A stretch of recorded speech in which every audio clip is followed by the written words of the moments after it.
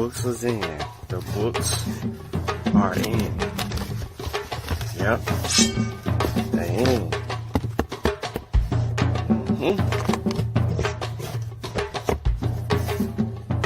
They're here.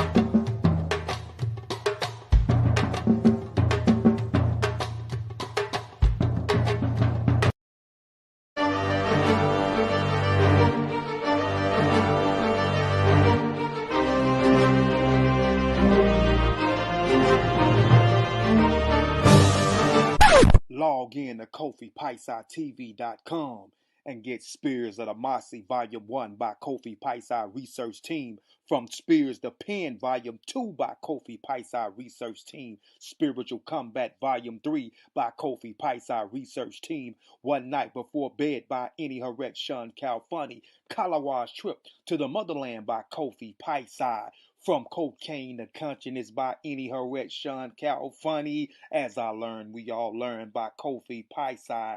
Also, if you want fresh merch, go to our online store, Family Connect Apparel, and get all the brands. Also, get our 54 deck of quiz and educational cards, available now on KofiPaisaTV.com.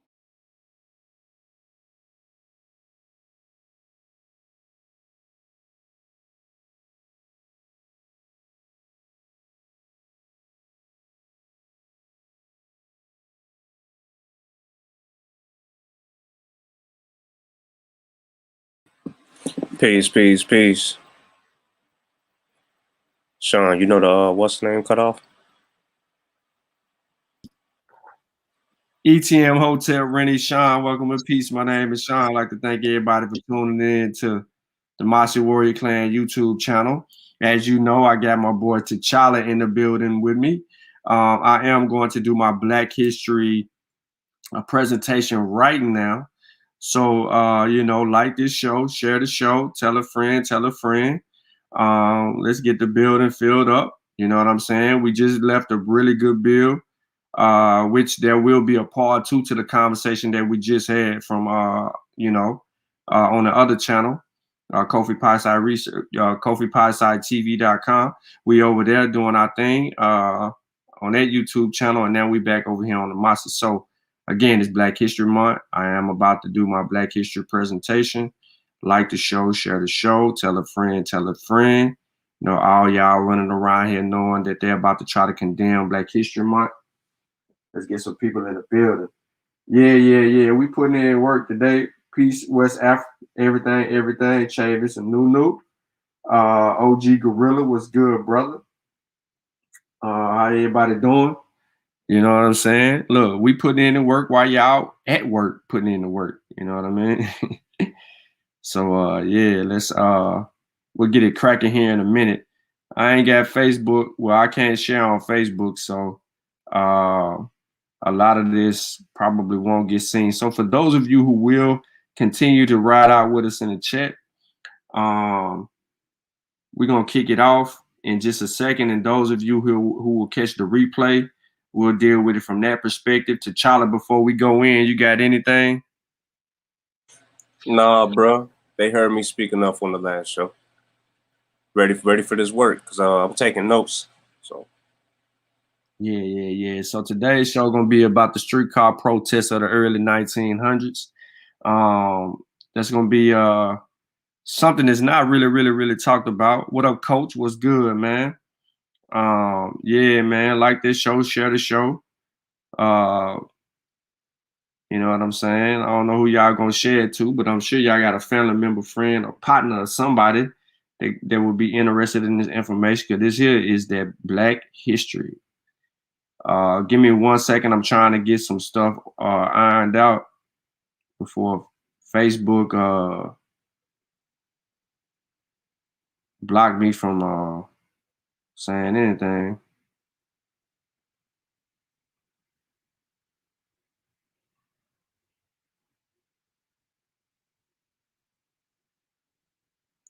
And you said you ain't got nothing? No, just peace to the family, peace to everybody coming in. That's it, you know. Yeah, all right. Okay. Maybe somebody else live right now. It's cool too.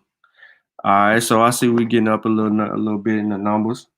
Coach, man, go on put that on your timeline, Coach. I'll put that on your timeline. Where Vic at, man? Let's get Vic in the building, man. Let's get Vic in the building. All the way. All right, I just had to get a couple more people, get it out to a couple of more people. And I guess they'll catch it when they catch it.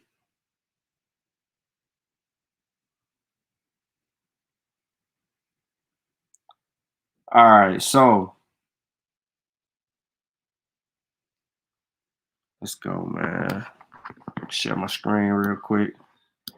People gonna be like, man, where you at on that? See, it ain't my fault, you know what I'm saying?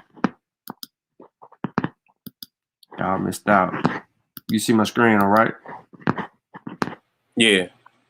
All right, cool.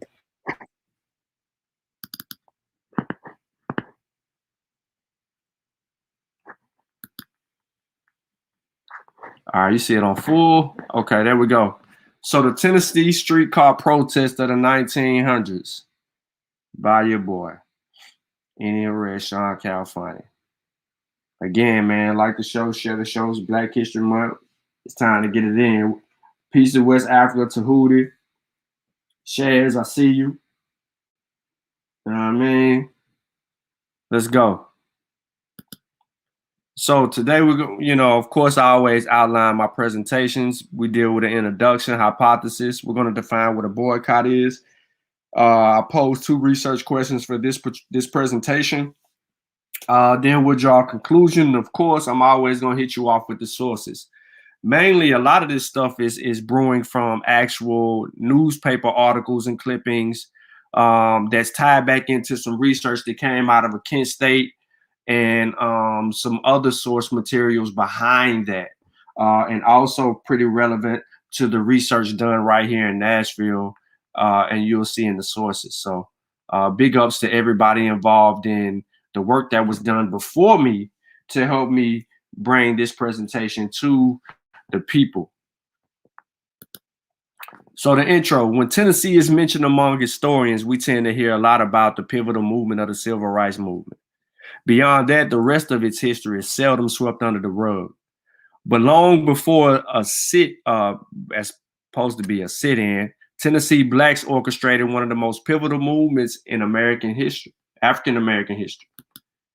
My hypothesis: when boycotts are mentioned in history, people tend to tie them to civil rights movement predominantly, but I am of the belief that Tennessee played a pivotal movement in history not once but twice. Before sit-ins, blacks led the way by boycotting transportation systems. I think this was a period of fierce African-American participation which paved the way to the civil rights movement that would usher in a new America.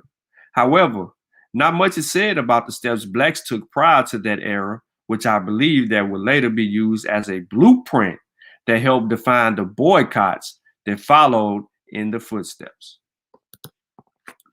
Boycott. Definition by Merriam-Webster. I hope that's okay for people. Is to engage in a concerted refusal to have dealings with a person, a store, an organization, etc., usually to express disapproval or to force acceptance of certain conditions. Peace to Brother Saneb. Yeah, it's Black History time now, Saneb. We went West African history and all that, American history. Now we just straight BHM. So the research question today is, what role did Tennessee play in the early 19th century streetcar boycotts? And which city had a more successful boycott? Now, I don't know if Brother T'Challa, not T'Challa, but Brother Sutek is going to hop on the panel and say it was Chattanooga. I don't know if Brother Malcolm is going to hop in the chat. I know he at work right now administering the vaccine doses out to the people in the community in Memphis. But I don't know if he gonna hop in the chat and he gonna say Memphis. You know what I'm saying? I don't know if I got anybody in the chat that's from East Tennessee that's gonna say Knoxville. You know what I'm saying? But of course, I'm from Nashville, the capital. So I'm not just gonna say Nashville because I'm from here, but you know, we'll answer that one on the tail end.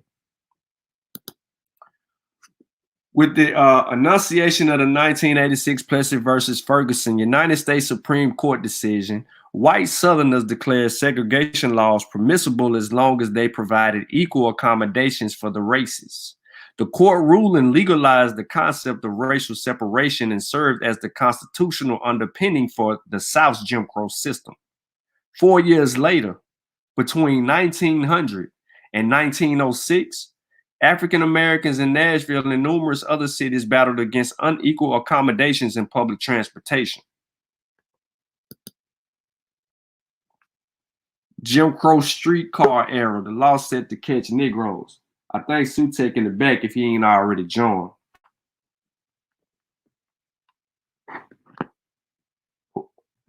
Okay, he on here. All right, cool. Now, the prelude to the civil rights revolution of the mid-20th century was the Montgomery bus boycott of 1955-1956. Shout out to Coach. It was known at a time that the transit boycotts of the 50s had their predecessors in the late 19th and early 20th centuries when segregation was instituted on the streetcars in southern cities. The protests took place in all states of the former Confederacy. In Tennessee, as the Southern streetcar segregation movement reached its crest in 1905, such boycotts occurred in every one of the state's major cities. So it's just showing you a little transit picture and all that of early times in the city, you know. Now, actually, the first attempt to require segregation on the state's trolley cars took place in 1903. On February 9th, the Tennessee legislature passed an act requiring racial segregation on streetcar railways in any county having 150,000 or more inhabitants. Peep this. Only metropolitan Memphis and Shelby County met this population requirement. You had to have 150,000 or more inhabitants.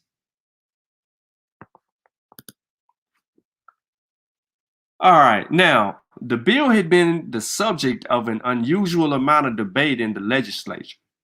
Other cities of the state had first been included and then excluded from its provisions, and there had been considerable sentiment for requiring completely separate cars or trailers for Negroes, rather than a compartment within the trolley cars. The opposition to segregation by the streetcar company and the Negroes founded on the rising wave of popular racism and discrimination. The commercial appeal reflected white popular opinion on the question well enough when it said, "There can be no doubt that many of the Negroes who travel on streetcars are very offensive to the white passengers. And as the latter are the mainstay of the system, they feel that they are entitled to some protection. Those Negroes who are offensive are very offensive indeed. Negro women of this kind will crowd into seats where there is no room for them, sometimes almost sitting on the laps of white women. And it is the conduct of these creatures that has aroused such sentiment against the Negro generally." This was published in the Commercial Appeal, a newspaper in Memphis, Tennessee. At the heart of black folk in Tennessee, Memphis stands. They gonna lap up with white folks. How dare us? The law never went into operation. The company continued to pursue legality issues. The Memphis Railway was indicted and fined for not separating races. However, the Tennessee Supreme Court would later refuse the decision, finding streetcar segregation law unconstitutional based on a lengthy technicality and other than a constitution or racial issue. This Tennessee right, this Nashville right, you know. You got the white men out there on their little trolleys and all that. And what they really wanted to do was they wanted to have a trolley or a streetcar for whites, a trolley and streetcar for blacks. However, this segregation, they just felt like they just couldn't ride with us. Even though we going the same way, we wasn't good enough to go the same way. At the next session of legislation in 1905, another streetcar segregation law was enacted, this time for the whole state. Again, there was a clash between the advocates of the trailers for Negroes and those who would settle for separate compartments. The Black Weekly, the Indianapolis Freedman, sarcastically commented, "So, they're trying to get the state laws to pass to solve the awful problem, but can't agree on a measure that will save them from contamination." Key word. Remember, we supposed to be lapping up with the white people. Contamination. We nasty, filthy. Once proposed separate cars entirely, but this, of course, would impose great additional expense upon the companies, and the latter are opposing the scheme. Why not compel the building of parallel roads under separate and distinct companies and entirely different cars? They might also put up a gigantic screens on all the lines so the respective race passengers cannot see each other. The law passed on March 30th was to go into operation July 5th. Although the daily papers often tried to ignore or minimize the Negro protests against streetcar segregation, boycotts began promptly in the state's principal cities. Explicit references were found for such movements in Clarksville, Memphis, Knoxville, Chattanooga, and Nashville. The Memphis boycott went unreported in the white press except for a single reference in Nashville Daily. The Cleveland Gazette, however, printed a report from Memphis, which described vividly the feeling and responses of the city's Negroes. As yet, however, only a few of the race are seen in the riot. The act is so humiliating that the better class of our folks seem to share in feeling of mingled distrust and bewilderment, as if to ask themselves, why this outrage? And what is it to become of the people of the South? After 40 years of freedom and during all this time of indiscriminate passage through the thoroughfares of the great cities of the state of Tennessee, impose oblique and shame upon those of the citizens whom she should encourage and lift up? Very many of the race are making their routes afoot, being rather ashamed or of the disgrace and undecided as their future action. Only a few days ago, the streetcars were overcrowded, but at present, the capacity for travel is easy, and many of our people, through fear of maltreatment at the hands of streetcar conductors, are walking, while not a few prefer to walk rather than comply with Jim Crow requirement. Yeah, that's downtown right there. Before it all changed, this downtown Nashville. Union Station, you feel me? On the right-hand side, Union Station is still there today, except for the streets don't look like this, they're paved. It's pretty busy now.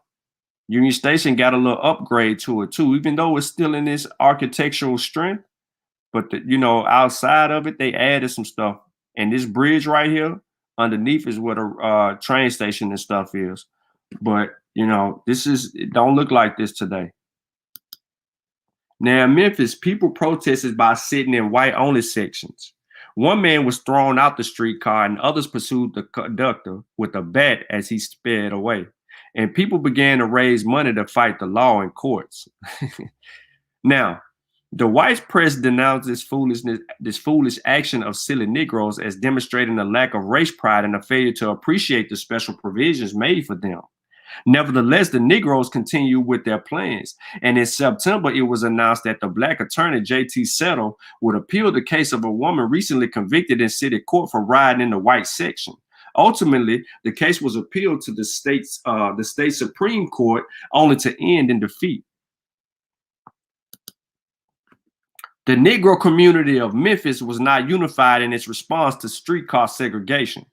Just before the law went into effect on July 5th, the Commercial Appeal published a communication from Reverend T.O. Fuller, principal of Howe Institute and later writer of Baptist church history.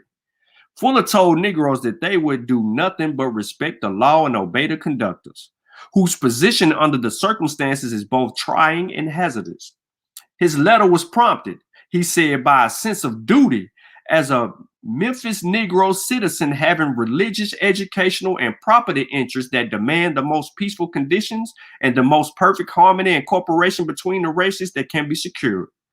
Later, the Cleveland Gazette denounced those Memphis Negroes who are opposed to the repeal of the Jim Crow streetcar law as men who would disgrace any race. With this sort of cleavage in the Negro community, it is unlikely that a boycott lasted very long. Yet as late as the end of July, Nashville American reported that few Negroes are riding on the Memphis streetcars. Here's the Nashville American right here. In Knoxville, a boycott began the day the law went into operation. According to the Knoxville Journal and Tribune, on the Lonsdale line, where usually hundreds of Negroes ride every day, but 2 had been carried on a dozen's trip. The next day, the paper noted that Negroes were making things unpleasant for members of the race who rode the open cars on the Lonsdale line. On July 8th, the county sheriff arrested the leader of the group attempting to pull Negro passengers from the trolleys. Afterward, police were assigned to ride the Lonsdale cars. How long the boycott continued is not known, for there is no further mention of it in the press, white or colored. In Chattanooga, where the Nashville American observed that boycott was put up against the street railways as soon as the Jim Crow law went into effect. The local Daily Times at first insisted that the law was working well. During the final week, the only reported protest involved a Negro who was arrested on July 6th for refusing to leave the white section of the car. Not until July 17th did Chattanooga Daily Times concede that there has been, of course, and was to have been expected, a disposition among certain classes of the colored people to resent the law, and some have gone so far as to talk boycott. Generally speaking, however, the paper insisted, Negroes have accepted the matter good naturally. Then, several days later, the Daily denounced the black newspaper of the city, particularly the Blade, for advertising against acquiescence in the law and encouraging the spirit of resentment and race prejudice. The Times warned against the dangerous consequences of this foolishness and offensive opposition to the authority of whites. Now, at first, most people walked, but by the last week in July, some unidentified entrepreneur Negroes had formed a stock company and established a hack line of 3 carriages which provided regular services between downtown Chat and the Negro section known as Churchville. You know where Churchville at, Sutek? No, I ain't never heard. It must have disappeared. All right. So, according to the depreciating references in the white press, each vehicle accommodated about 12 passengers and made 10 trips a day. Although the Chattanooga Daily Times commented satirically on the slow and inefficient service of the boycott buggies, as soon ceased to mention it altogether. Apparently, the line did very well. Shout out to Chat, because they stood tall and the line actually did well in this boycott. Now, the Chattanooga line ended up doing really well for themselves and ended up applying for its own charter company, Transfer Omnibus Motor Car Company. Now, peep this. However, due to harassment and instigation from authorities that heckled the business on the daily, the hack line would slowly decline and operate as a business.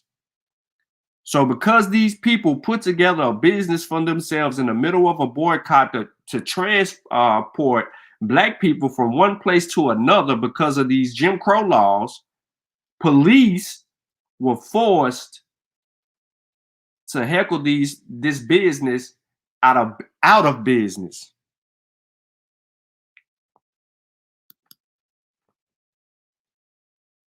Hey man, that look familiar to you? That scene right there look familiar to you? Anything like that, Sutek? Yeah, the architecture, dude. That's Chat. Yeah, that's Chat. Back in the day, Chat. What's crazy is some of them buildings still look like that. Yep. Much like Rosa Parks would 50 years later on a bus in Montgomery, Alabama. Shout out to Coach. And as a New York Elizabeth Jennings had done on a horse-drawn omnibus in 1855, Mrs. W.B. Phillips refused to give up her seat on a Nashville streetcar, told to stand so that a white woman might have a place to sit. Phillips refused, sound like my auntie, insisting the white man should be willing to give up his seat. Instead, the conductor called a plainclothes police over. Phillips was taken into police custody. Black business leaders set out to make sure that wouldn't happen again. So before Rosa Parks, you had Mrs. W.B. Phillips. Shout out. Nashville had the best, I'm emphasizing that, best organized boycott in the state, and the most ambitious of the transportation companies, which Negroes initiated in several southern cities as an alternative to the Jim Crow streetcars. Even before the law was passed, the local Negro weekly, the Nashville Clarion, edited by the Reverend Edward W.D. Isaac, advised its readers to buy buggies, or if they could not afford that, to try their corns, darn their socks, wear solid shoes, and get ready to walk. We are glad to say that Nashville Negroes will have no trouble in staying off the cars. We will walk, he declared. When the law went into effect on July 5th, it was clear to whites in Nashville that fewer Negroes than usual rode the cars. Although the Nashville Banner reasoned that since many Negroes lived far from their jobs, they would soon be forced to return to the trolleys, the boycott was clearly inconveniencing some whites. One prominent businessman reported that his cook had quit. She has informed me that she cannot cook for us any longer, for she had to walk too far now, and she says she cannot ride on the cars. This is a map of the city of Nashville. You'll see another map that's going to detail the actual streetcar ways. If you're very familiar with Nashville, then you know the Cumberland River run through the city, and it goes through in so many different angles. And downtown is at the heart where the Cumberland River splits the city and just drives on through, and the interstates run along concurrently with that all the way until, you know, get ready to break off and go north. This is an incident that is mentioned in the Nashville Tennessean, referring to a time where people were riding the train and there was a collision and things of that nature, and that would help enforce people to not even participate in any train ride, trolley ride, or streetcar ride with these people regarding to an incident that actually transpired. So that's why you see this here too.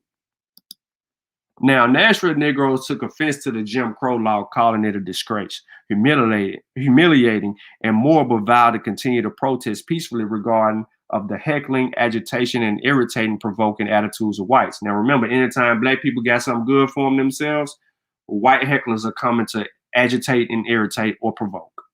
Now, the Clarion wrote, happily, Negroes of Nashville had enough manhood. Listen to this. We had enough manhood and culture, sobriety, and self-respect to defeat their purpose. It is to the credit of Negroes in Nashville that they have manhood and womanhood, which prompt them to resent and insult and to protest against any injury. Their protestations are mild and peaceable, however. Protestations, my bad. Now, they exhibited no spirit of anarchy or revenge, neither do they make any threatening demonstrations. So again, I showed you a map of Nashville earlier. As you can see, the Cumberland River running through. As you can see, the yellow lines are pretty much where the Nashville streetcars, or the black people that operated the streetcars, traveled through the city to make their runs and their drop-offs for the people. Those were centered locations for us to actually move around the way we needed to move, and those were the boundaries. Elsewhere, the editor declared, in the interest of peace, we urge the Negroes to stay off these cars and walk where they desire to go, or to press horses and buggies into service and to organize transportation companies. Similar advice came from the local affiliate of the Nashville Negro Business League, which Booker T. Washington, the noted accommodator, had founded in the 1900s. Now, at a meeting of Nashville League on July 31st in 1905, the census was that colored people should use the trolley only in absolute necessity, and that owners of express wagons should offer to transport people around the city. Shortly afterward, they quietly set about organizing their own transportation company. There was something curiously ambivalent about the attitudes of the leaders in Nashville Business League. On the one hand, they agreed the Nashville Negroes should raise money and work with the citizens of other Tennessee cities for the repeal of the Jim Crow law. On the other hand, they had visions of creating captains of industry for a segregated Negro market. As the president of a local league, the Reverend Richard Henry Boyd said at the meeting of the National Organization in 1903, "These discriminations are only blessings in disguise. They stimulate and encourage rather than cower and humiliate the true, ambitious, self-determined Negro." Boyd, who was also president of Nashville 1 Cent Savings Bank and secretary treasurer of the National Baptist Publishing Board, thus epitomized the changes in the outlook of Southern Negroes that had taken place since the end of Reconstruction period. Due to the deteriorating conditions, there had been a shift in emphasis from agitation in politics to economic advancement. Self-help and racial solidarity, often coupled with philosophy of accommodation. To men of Boyd's stamp, discrimination was both an evil and an opportunity. By taking advantage of the disadvantages and segregation, as the phrase went, they believed that Negroes could shape their own destiny and ultimately achieve equality in America. Thus, the development of transportation company functioned in 3 distinct ways: as a means of protesting against discrimination, as fulfillment of the dream of creating substantial Negro businesses by an appeal to race solidarity, and they hoped as a practical solution to the transportation problems faced by the masses of boycotting Negroes. In short, such an enterprise served both as a form of protest against segregation and as a form of accommodation to it. This essentially conservative viewpoint of the leaders of Nashville Business League was revealed in a letter which Boyd wrote to the city's evening newspaper, justifying the boycott and listing the Negroes' grievances against the traction company. He recalled that it had been at the company's own request that Nashville Negroes had not protested against the segregation bill when it was before the legislature. In return, Boyd and his associates had asked the company to install separate trailers for Negro passengers, manned by Negro fare collectors. Because this suggestion was rejected, Boyd maintained that the streetcars boycotted the Negroes instead of the Negroes boycotting the streetcars. All right. So here are other streetcar boycotts in the early 1900s. You had San Antonio, Houston, Vicksburg, Mississippi, Mobile, Alabama, New Orleans, Little Rock. You had Montgomery, Pensacola, Jacksonville, Augusta, Georgia, Columbia, South Carolina. You had Danville, Virginia. You had Richmond, Virginia. You also had Lynchburg, Virginia.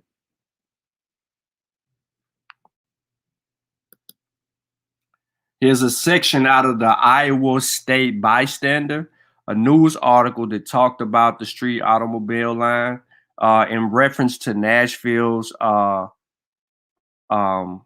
streetcars and how they used them and did all of that. It made it all the way up to basically Des Moines, Iowa, where it was published in 1905. Basically, the uniqueness of Nashville coloreds putting together their own transportation line. And it references Reverend C.N. Parrish of Louisville, Kentucky, and a Negro educator and a stockholder in the company, as well as other, Nashvillians and things of that nature who were all a part of orchestrating and building the streetcar line. And it gives it a little bit more clarity as far as how it was reviewed and revered at that time. So, conclusion. Nashville played a prominent role in the streetcar boycotts by allowing themselves to organize and create an atmosphere where they could be successful. However, Chattanooga, Memphis, and Knoxville deserve a lot of credit for their contributions.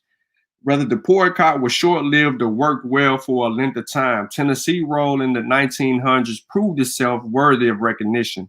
The streetcar boycott set a standard which allowed future movements to prosper. This accomplishment was recognized by African-American elitist Booker T. Washington, among others. Here are my sources.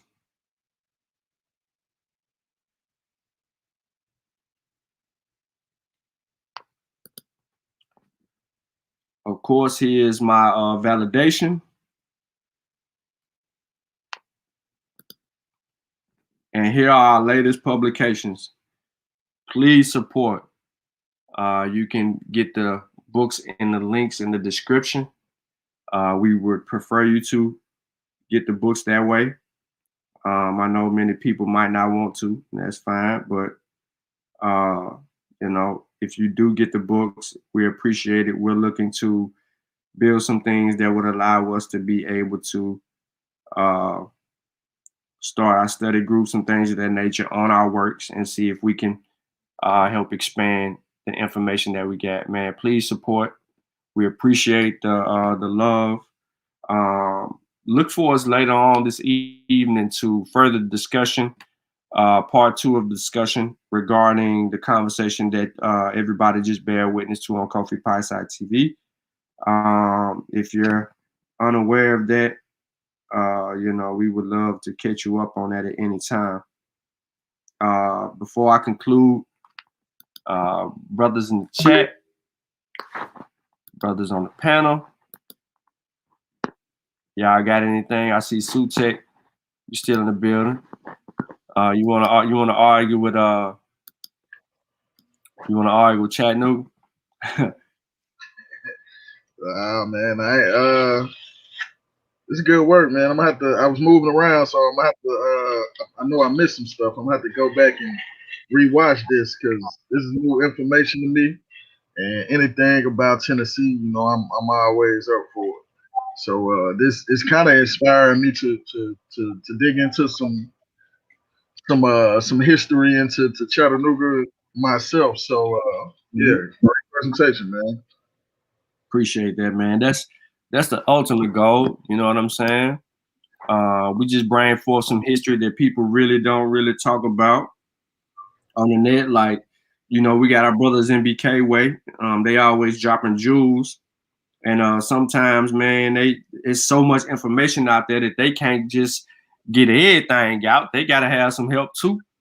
So that's pretty much why, you know, shout out to True Story. He always tell you start at your feet. Some people, you know, that might work well for some people. Others it may not. But it's good to know your history up under your feet because that's where you are right now. So, you know, absolutely, bro. You know, hopefully this influences everybody else. I know people that's in the chat should be a part of that whole Black History movement and have their information ready to present on NBK channel as warranted. You know what I'm saying? Truth kind of leaked it already on that last show on Pseudo Killers because he already knew that I would have my stuff ready for Black History Month. So, and you know, because Sanel, man, because Sanel keep dropping information, you know what I'm saying? We gotta make sure that we bringing something from where we are into fruition. I seen him mention earlier, Clarksville, man. I was in Clarksville too, man. When I transferred from TSU to Clarksville, I should have never did that, but I don't take that back because a lot of good came out of that for me and my family and my kids, and you know what I'm saying, the whole nine. You know what I'm saying. So really can't get. I ran north to escape troubles in the South. I should say. So I can't really be mad at that all the way, but man, y'all better have y'all stuff ready. I know that, man. I know that for a fact. It's going down. So, yeah, I was gonna have mine. It's Chanel laughing. Absolutely, I was gonna have mine ready, man. But I don't see any questions or anything in the chat. I see Shad said this people from Lynchburg, and that's what's up. Look, bro. Man, I got some history on my my great great grandfather and his parents and all of that stuff, man. That I found out that I was building with Truth on, man. That I should have did it on that, but I was thinking more of a one day when COVID can kind of surpass that I take a ride and I see if I can kind of get some footage and walk those steps back. But what I'm really trying to find out is I want to get into that area and see if I can get into the county records and things of that nature, or someone in the county that can influence to educate me on some history and my grandfather, where he was raised and stuff, and see if I can see who actually owned him, owned his parents and him as well, and see if I can draw that out and then get where I'm going. Because I have a great idea. I have a hypothesis now of who the actual person was, but I also want to know who his kids are that are still there, because I do believe his kids still there, and we can kind of get into the history books, and I want to see if they got some information from their ancestors that they just been holding on to through the years, is not destroyed, and see if they got one of those Bibles with the slaves' names in the Bibles. And that's why I want to go to kind of verify, you know what I mean, my grand people. Oh man, kick you off. So again, man, look for us to return to Kofi Pie Side TV later on tonight to continue part 2 of the bill, specifically headed up by Sutek. He has some information that he wanted to get out that we didn't draw out in part 1. And we just gonna have that open conversation again and get it how it lives. So again, I appreciate everybody that has watched the show, tuned in, and will come back and watch it on the replay.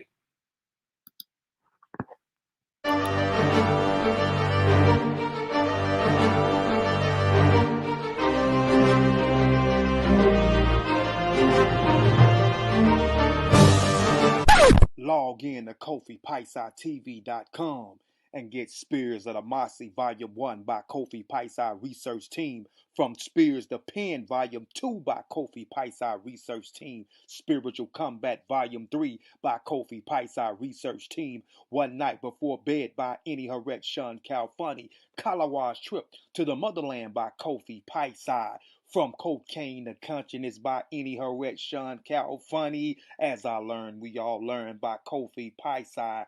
Also, if you want fresh merch, go to our online store, Family Connect Apparel, and get all the brands. Also, get our 54 deck of quiz and educational cards available now on KofiPaisaTV.com.